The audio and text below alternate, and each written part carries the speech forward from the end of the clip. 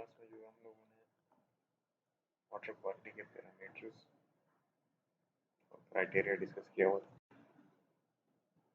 I guess that was third lecture.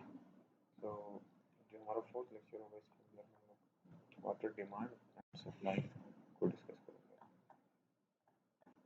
तो इसमें जो बेसिक चीज़ें हैं उसमें स्टार्ट में थोड़ा सा इंट्रोडक्शन दे देते हैं। जैसे इस फिगर के अंदर अगर आप लोग देखें तो एक जनरल डिस्ट्रीब्यूशन बताई गई है, ग्लोबल वाटर की डिस्ट्रीब्यूशन कैसे होती है। एक एस्टिमेट के हिसाब से जो है तकरीबन 1360 मल्टीप्लाई बाय 10 की पावर 6 किलोमीटर क्यूब ये टोटल क्वांटिटी है हमारे जो अर्थ है ग्लोब के ऊपर जो वाटर की टोटल क्वांटिटी। इसमें से जो है ऑलमोस्ट 97 to 98% वाटर जो है आपका साल्टिश है एंड देन रिमेनिंग 2.5 to 2.8% आपका फ्रेश वाटर है। तो ये जो फ्रेश वाटर होता है ये ड्रिंकेबल है, जिसको हम मतलब पी सकते हैं। टोटल 100% में से 97.2% वाटर हम पी नहीं सकते हैं, सिर्फ 2.8% वाटर है जो जिसको हम फ्रेश वाटर बोलते हैं, जिसको हम पी सकते हैं। तो फ्रेश वाटर जो है हमें टू सोर्सेज से मिलता है, एक हमें सरफेस वाटर से मिलता है और बाकी रिमेनिंग ग्राउंड वाटर से। सरफेस वाटर से हमें 2.2% मिलता है, आउट ऑफ 2.8% 2.2% जो है सरफेस वाटर से और रिमेनिंग 0.6% हमें ग्राउंड वाटर से मिल रहा होता है। अब जो सरफेस वाटर है उसमें क्या क्या चीज़ें इंक्लूड हैं। सरफेस वाटर में हमारे चीज़ें इंक्लूड हैं, जिसमें ग्लेशियर्स आपकी आती हैं, आइस कैप्स आती हैं, स्ट्रीम्स, लेक्स, रिजर्वायर्स, ये सारे आपके सरफेस वाटर के रिसोर्सेज हैं। और ग्राउंड वाटर जो है ऑब्वियस सी बात है, अंडरग्राउंड जो वाटर होता है, यहाँ से हम वाटर एक्सट्रैक्ट करते हैं, उसको हम ग्राउंड वाटर कहते हैं। तो इसकी परसेंटेज 0.3 है।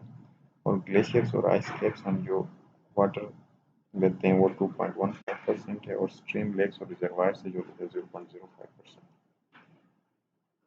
So this was the distribution of global water. तो इसमें कुछ इंपॉर्टेंट चीज़ें हैं।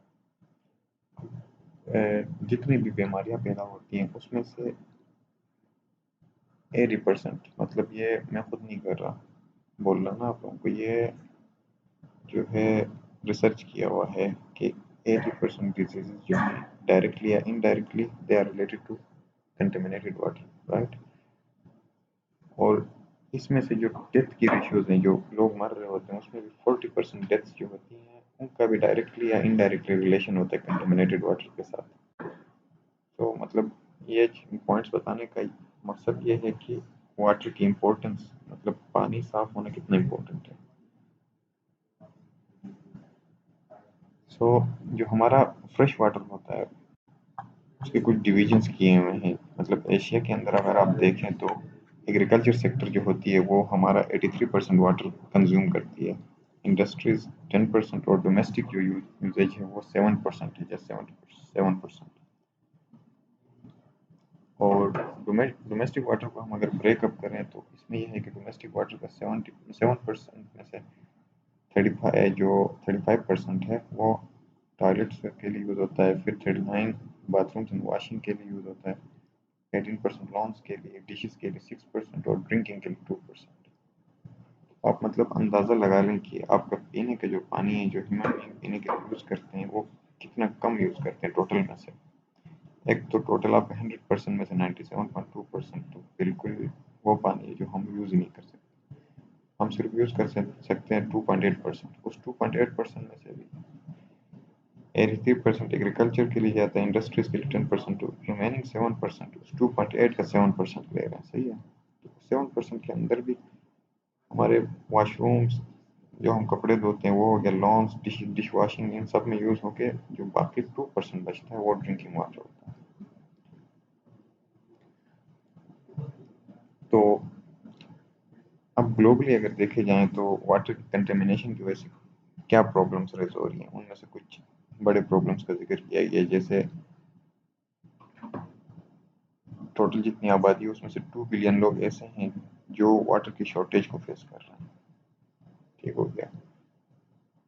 और एक बीजिंग का भी एग्जांपल देते हैं कि बीजिंग के अंदर जितने भी वेल्स हैं उनमें से 1 जो हैं ऑलरेडी ड्राई हो चुकी हैं। और इन्हीं पॉइंट्स के बेसिस पे कहते हैं, ये पॉइंट भी बोला जाता है कि थर्ड वर्ल्ड वॉर जो होगा पोजीशन ऑफ वाटर के बेसिस पे लड़ी जाएगी। तो इन पॉइंट्स हमें ये शो हो रहा है कि हम मतलब फ्यूचर में हमें क्या करना चाहिए, वाटर कंजर्वेशन के लिए हमें काम करना होगा।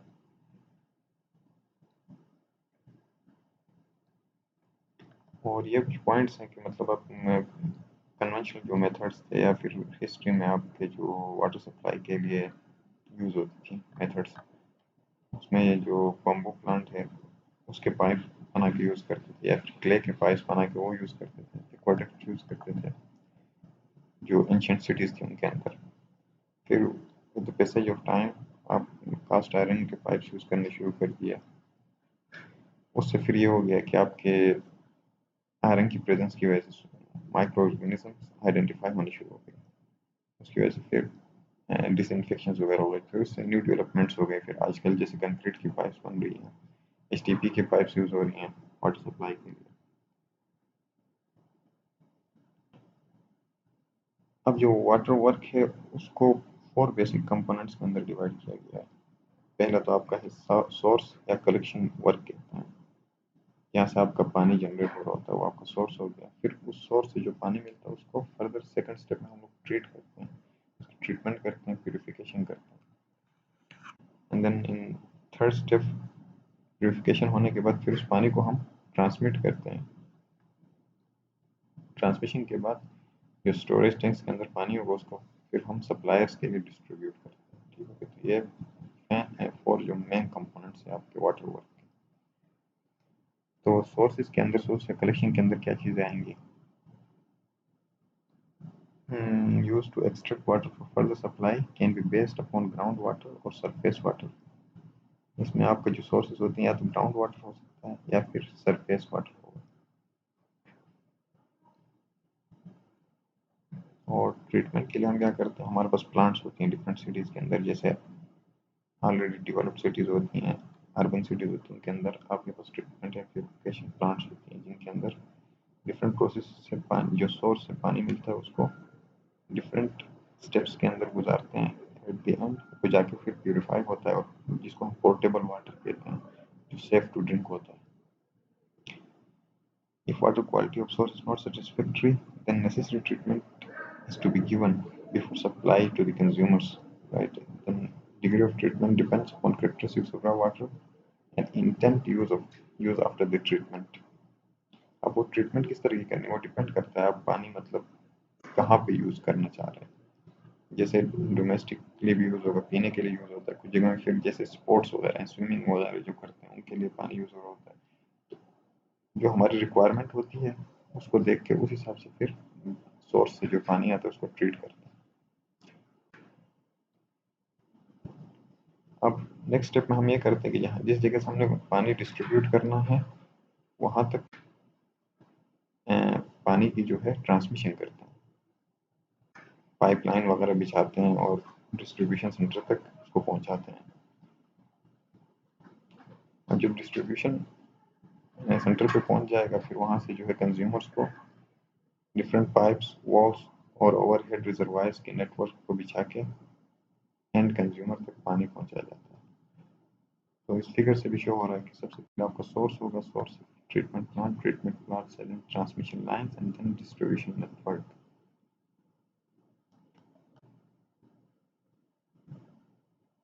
तो नीचे एक एग्जांपल मेंशन्ड है, components of water supply system in Lahore are source and distribution works due to availability of groundwater that required no treatment and transmission work। कुछ केसेस में इस तरह होता है कि जहाँ पे आपको पानी को ट्रीट करने की ज़रूरत नहीं पड़ती, वो ऑलरेडी पोर्टेबल होता है। और वाटर कंजम्पशन की जो यूनिट्स हैं या इसकी जो डेफिनेशन आपको बताई जाती है कितना वाटर कंज्यूम हो गया, उसके लिए एक स्टैंडर्ड डेफिनेशन है। Is the average amount of water consumed it is usually expressed as LPCD के बोलते हैं इसको, litre per capita in one day. मतलब एक दिन में एक बंदा कितना लीटर पानी कंज्यूम करता है।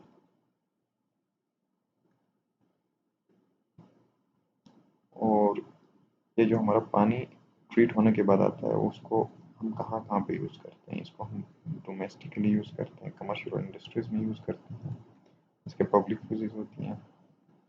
तो डोमेस्टिक यूजेस जो हैं this include water furnish to houses, hotels, etc for sanitary drinking, washing, bathing and other purposes, right?